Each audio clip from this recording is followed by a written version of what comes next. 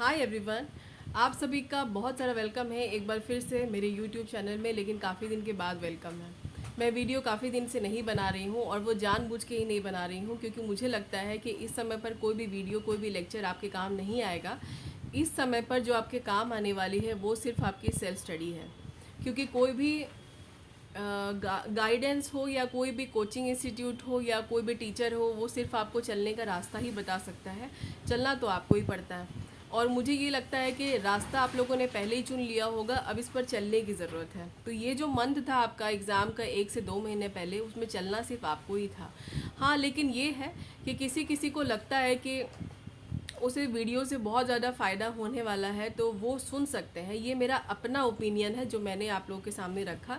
लेकिन आप इसे मानने के लिए बाध्य तो नहीं है कि आप जो मैं बोलूँगी वही आप करेंगे। ये तो मैंने अपना सुझाव आपके सामने रखा, क्योंकि मुझे ऐसा लगता है कि एग्ज़ाम के टाइम पर अपनी ही सेल्फ स्टडी आपके काम आती है और बाकी कुछ नहीं। तो अब जो आपके हाथ में 7 दिन बच गए हैं, आज 14 है, 14 से लेकर के 21 तक देखिए। अगर आपके पास में दिन जो बचे हैं वो गिनती के आपके पास 7 ही दिन बचे हैं। और उस बीच में क्या करें क्या ना करें, ये वाली सिचुएशन बन जाती है। तो इस चक्कर में मेरे ही तरह पहले मैं यही किया करती थी, जो शायद आप लोग अभी भी करते होंगे, कि कोई भी लेक्चर आता होगा 20 days strategy, last day strategy, 7 day strategy, वो आप ज़रूर देखते होंगे, है ना। मुझे ऐसा लगता है, क्योंकि ह्यूमन नेचर से मैं भी वाकिफ़ हूँ, मैं भी एक इंसान ही हूँ, तो आप लोग भी यही कर रहे होंगे। तो मेरा जो अपना ओपिनियन है कि बीच में लास्ट के दिनों में क्या करना चाहिए, एक आम सोच जो है वो मैं आपको बताती हूँ क्या करना चाहिए। ये मैं सबसे पहले तो आपको ये कहूँगी, क्योंकि लॉ का जो एरिया है इसमें बहुत ज़्यादा मार्क्स कवर करने वाला है। तो अभी इस समय पर नए नए सेक्शंस को रटना जो आपने कभी ना पढ़े हों, तो उस वो एकदम बेकार है, क्योंकि शायद वो आपको याद ना रहे। लेकिन अगर आपका माइंड वैसा है कि आप उसको 1 से 2 बार पढ़ के याद कर सकते हैं, तो आप देख लीजिए, कोई दिक्कत नहीं है। लेकिन मेरा ये सुझाव रहेगा कि आपने जो बहुत बार पढ़ा है आप उसको ही रिवाइज़ कीजिए, क्योंकि वो आपका ना छूटे। जो आपके पास है नहीं उसकी चिंता करने की क्या ज़रूरत, जो आपके पास में है वो आपके हाथ से ना चला जाए, चिंता उसकी करनी चाहिए। वैसी वाली चिंता नहीं कि हैरान परेशान हो रहे हैं, पागल हुए फिर रहे हैं, नहीं नहीं। चिंता मतलब कि आपको उस पर काम करना चाहिए जो आपके पास है, और जो आपके पास से ना चला जाए वो शायद आपके लिए कीमती है। जो आपके पास है ही नहीं उसकी फ़िक्र क्या करना। तो ऐसा मैं इसलिए भी बोल रही हूँ क्योंकि लॉ में सेक्शंस बहुत सारे हैं, तो वो बहुत सारे सेक्शंस को अभी आप फिर से सोचने बैठे कि आप पहली पहली बार। हाँ, ये है कि अगर आपने एक पेपर में इम्पॉर्टेंट सेक्शंस का क्राइटेरिया बना लिया है कि ये इम्पॉर्टेंट सेक्शंस हैं, तो वो आप देख सकते हैं जाते समय। या फिर जाते समय का मतलब है एग्ज़ाम के 1 घंटा पहले नहीं, मतलब अभी फ़िलहाल के जो टाइम है उसमें आप देख सकते हैं। जैसे आईपीसी में आप देख लीजिए 299 है, 300 है, ये कुछ इंपॉर्टेंट सेक्शन है। वो मैं भी लिस्ट नहीं बता रही हूँ आपको, वो आपको भी पता है कि क्या इंपॉर्टेंट है नहीं इंपॉर्टेंट है। तो वो आप देख लीजिए क्या क्या इंपॉर्टेंट है। अगर आपको लगता है कि उसमें आपको कुछ परेशानी आ रही है, या उसके कुछ कंटेंट आपको याद नहीं आ रहे हैं, या कुछ आप एमसीक्यू सॉल्व कर रहे हैं और वहाँ पे आपसे कुछ प्रॉब्लम हो जा रही है, वो आप चेक कर लीजिए। जैसे कि मान लीजिए आईपीसी का जो सेक्शन है 100 और 103, इसके क्या कंटेंट है कि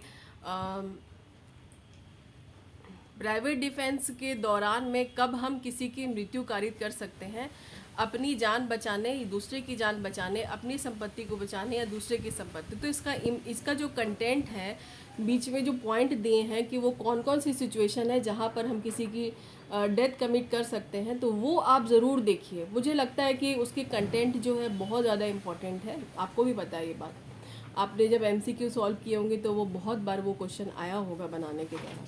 तो ये मैं आपको एग्जांपल बता रही हूँ कि कुछ ऐसे सेक्शंस हैं जिनके कंटेंट बहुत ज़्यादा इंपॉर्टेंट है, वो आप ज़रूर ज़रूर देखिए। और सेक्शंस बेस्ड जो क्वेश्चन होते हैं कि ये किस धारा में परिभाषित है, वो किस धारा में परिभाषित है, ये क्वेश्चन बहुत सारे आते हैं इस तरह के। तो इसके लिए आप कंटेंट को बहुत अच्छे से रिवाइज़ करिए, बहुत ही ज़्यादा अच्छे से, क्योंकि 35% जो क्वेश्चन है आप मान के चलिए कि इसी से रहते हैं। आईपीसी में अगर 35 सेक्शंस का उन्होंने दिया है कि 35 हम पूछेंगे, तो उसमें से आप मान के चलिए 10 से 12 जो है वैसे ही क्वेश्चन रहेंगे कि ये किस धारा में परिभाषित है, आप इसका नाम बताइए, या फिर कौन सी धारा में नीचे दी गई बात परिभाषित है। तो आप धाराओं को ज़रूर देख लीजिए, ये नहीं छूटनी चाहिए, क्योंकि ये तो कोई लंबी चीज़ तो है नहीं, कोई बड़ी भारी चीज़ है नहीं जो आपको काफ़ी दिन लग जाए। ये तो आप 2-4 बार रिवाइज़ करेंगे, आपको याद हो जाएगा। ये काम तो आपको करना ही करना है। और प्रीवियस ईयर क्वेश्चन मुझे लगता है आप लोगों ने देख ही लिए होंगे, यूपी एपीओ के, यूपी पीसीएस जे के, या फिर बिहार के, आप जो देख सकते हैं वो आप लोगों ने देखे होंगे। लेकिन एक और है जो इस समय पर प्रीवियस ईयर क्वेश्चन मुझे लगता है कि उत्तराखंड पब्लिक सर्विस कमीशन जो एग्ज़ाम लेती है एपीओ और सिविल जज का, उसके क्वेश्चन यूपी से मतलब कुछ ज़्यादा हट के नहीं है, एक ही जैसे हैं। तो मुझे लगता है कि इस समय पर अगर आपने उत्तराखंड प्रीवियस ईयर के क्वेश्चन नहीं देखे हैं तो आप उसको देख लीजिएगा, क्योंकि उसमें बहुत सारे ऐसे क्वेश्चन हैं जो कि आपको ऐसा लगेगा कि ये दोनों जो है पब्लिक सर्विस कमीशन सेम ही टाइप के क्वेश्चन पूछती है। तो उत्तराखंड अगर आप देख लें इस समय पर तो आपके लिए अच्छा होगा। 4-5 साल ठीक है, अगर आपके पास में टाइम है और आप ज़्यादा टाइम दे पा रहे हैं तो वो देख लीजिए। तो और इस समय अगर आपका एमसीक्यू बनाना चल ही रहा है, आप अभी सॉल्व कर ही रहे हैं, तो करते चलिए, कोई दिक्कत नहीं है। अभी ऐसा भी नहीं है कि कल ही पेपर है, 7 दिन अभी भी है आपके पास में। मैंने आपको बताया था ना एक वीडियो में कि हम कभी कभी ऐसा भी करते हैं, अपने अपने मन का वो होता है ना कि एग्ज़ाम के 1 घंटे पहले भी हम पढ़ ही रहे हैं, वो अपने अपने मन का है, तो वैसे भी पढ़ते रहते हैं। तो ये तो हो गई लॉ की बातें कि इस समय आपको कंटेंट देखना है, इंपॉर्टेंट सेक्शंस देखने हैं। अगर आपने कोई सेक्शंस मिस कर दिए हैं इंपॉर्टेंट, तो उसके कंटेंट आप अंदर से देख लीजिए। और उत्तराखंड पब्लिक सर्विस कमीशन के प्रीवियस ईयर के क्वेश्चन देख लीजिए अगर आपके पास में टाइम है तो। लेकिन मैं तो कहूँगी कि टाइम अपना कहीं ना कहीं आप इस समय थोड़ा सोना कम कर दीजिए और थोड़ा खाना कम कर दीजिए, ताकि आपको नींद ज़्यादा ना आए, क्योंकि ऐसे मौके बार बार नहीं आते। हम कोई भी चीज़ में कमी नहीं करते हैं। एक चीज़ आप ध्यान दीजिएगा, हमारी लाइफ में कोई भी परेशानी आती है, कोई भी दुख आता है, कुछ भी होता है, तो हम सब कुछ करते हैं, खा रहे हैं, पी रहे हैं, और टाइम से सो रहे हैं, सोच रहे हैं, मोबाइल चला रहे हैं, लेकिन हम सबसे पहले पढ़ाई को अपना साइड कर देते हैं। तो ये नहीं करना है। इस समय का जो टाइम है, आपको जितना हो सके आप अपनी पढ़ाई पर ही दीजिए। अभी जो टाइम है वो बार बार लौट के तो नहीं आता, और क्योंकि मैंने आपको पहले ही बताया भी, और आपको पता है कि वैकेंसी बहुत लेट आती है, बहुत तरसना पड़ता है कि वैकेंसी के लिए। यूपी बिहार में तो खास कर, बिहार का तो हाल आपको पता ही है, यूपी का भी आप देख ही रहे हैं।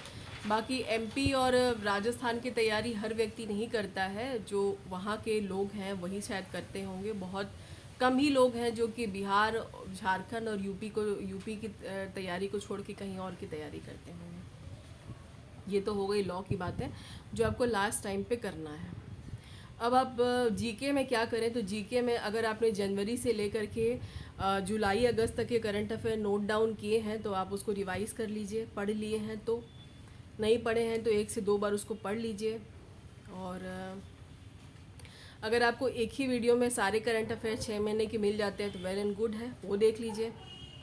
और क्या करना चाहिए इस समय पे, हाँ, जीके में जो आप हिस्ट्री वाला पार्ट है तो उसमें आप मान के चलिए कि मेडाइवल और जो एंशियंट हिस्ट्री है वो शायद 4-4 नंबर का रहे।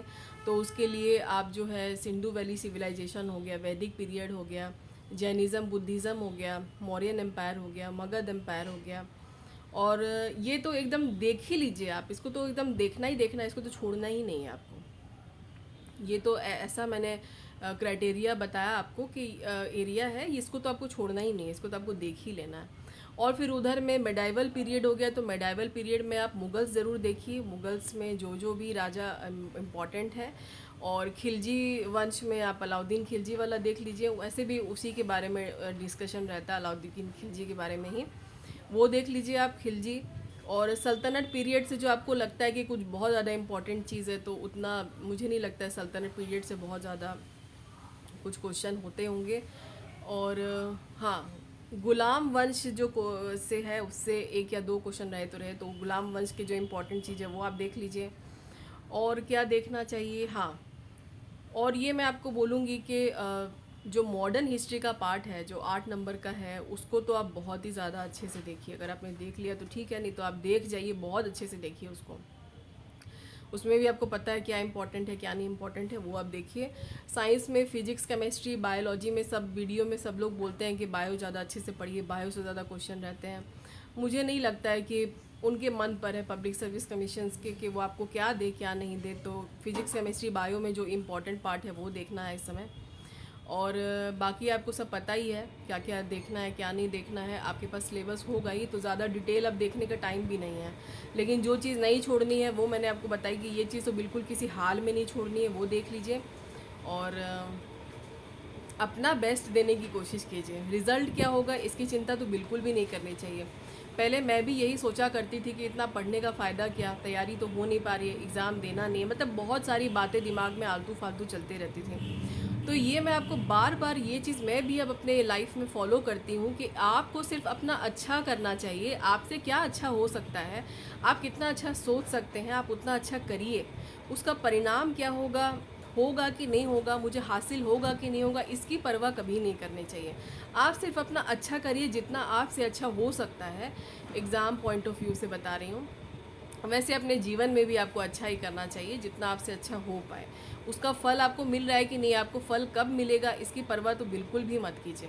अगर आप ऐसा सोच करके कुछ अच्छे कर्मों को मिस कर रहे हैं तो ये आपकी ही गलती है। आपको फिर लाइफ में बहुत सारी परेशानियों का सामना करना पड़ सकता है। तो अभी के लिए यही है कि आप जितना अच्छा हो सके अपना बेस्ट देने की कोशिश कीजिए। रिज़ल्ट क्या होगा ये सब भगवान पे छोड़ दीजिए, क्योंकि डिसाइड तो नहीं करना है ना कि आपको मिलना क्या है, आपको तो सिर्फ अपना काम करना है। तो हमेशा अपने अच्छे कर्मों को कभी मत छोड़िए, रिज़ल्ट चाहे उसका जो भी हो। और ऐसा कभी मत सोचिए कि देर हो गई है अब क्या होगा, 7 ही दिन बचे हैं अब क्या कर सकते हैं। तो देर कभी भी नहीं होती है। देर तब होती है जब हम ऐसा सोच लेते हैं कि अब कुछ नहीं बचा, अब हम हिम्मत हार गए। हिम्मत तो कभी नहीं हारनी चाहिए और देर कभी भी नहीं होती। अभी भी आपके पास में वक्त है। आप ऐसे नौसीखे तो है नहीं ना कि आज आप पहली बार ही आपने लॉ की किताब खोल ली है, तो वो वाली बात तो है नहीं। काफ़ी बार आपने पढ़ लिया है, बस थोड़ी सी स्ट्रैटेजी बना करके उसको फॉलो करने की ज़रूरत है। तो आप स्ट्रैटेजी आपने अपनी अपनी बनाई होगी या आप फॉलो कर रहे हैं किसी की स्ट्रैटेजी, तो उस अनुसार ही पढ़िए। जो चीज़ मैंने बताया उसको तो कभी आप मिस मत करिएगा, उसको अच्छे से आप देख जाइए। और इस समय पे इतना ही हो सकता है। और ये बोलूँगी कि एडमिट कार्ड आ गया है, तो जैसे ही एडमिट कार्ड आया होगा तो सब जो लोग जाने वाले हैं उन्होंने अपनी टिकट्स के लिए अप्लाई भी किया होगा और टिकट्स बन गई होगी, तो वेटिंग लिस्ट आई होगी। क्योंकि मुझे मालूम है कि 10 दिन पहले 8 दिन पहले जो टिकट्स बनती है उसमें वेटिंग लिस्ट ही होती है या फिर आरएसी होती है। कंफर्मेशन के चांस बहुत रेयर ही होते हैं। हाँ, लेकिन ये है कि जाते जाते हो सकता है कि आप लोग की टिकट्स कंफर्म हो जाए। तो अच्छे से पढ़िए, अच्छे से एग्ज़ाम दीजिए। आज 14 अगस्त है, आज़ादी का अमृत महोत्सव पिछले 1 साल से चल रहा है, आप लोग को पता ही होगा। और अभी तो फ़िलहाल हर घर तिरंगा कैंपेन चल रहा है। कल स्वतंत्रता दिवस है, तो आप सभी को, सब्सक्राइबर्स को, व्यूवर्स को, और बस और तो कोई होते नहीं है इसमें, सब्सक्राइबर होते हैं या व्यूवर्स होते हैं, उन सभी को मेरी तरफ से स्वतंत्रता दिवस की ढेर सारी शुभकामनाएं। और बस कुछ नहीं, आप अच्छे से जो है अपने घर में तिरंगा लगाइएगा। तिरंगा कैंपेन चल रहा है, अच्छा लगता है, सबके घर पे होना चाहिए। जो भी इम्पोर्टेंट चीज़ है वो पढ़ लीजिएगा, अपना ध्यान रखिएगा, अच्छे से खाइए पीजिए। और टाइम कम है तो नींद थोड़ी कम कर दीजिए, फिर तो एग्ज़ाम के बाद सोना ही है ना।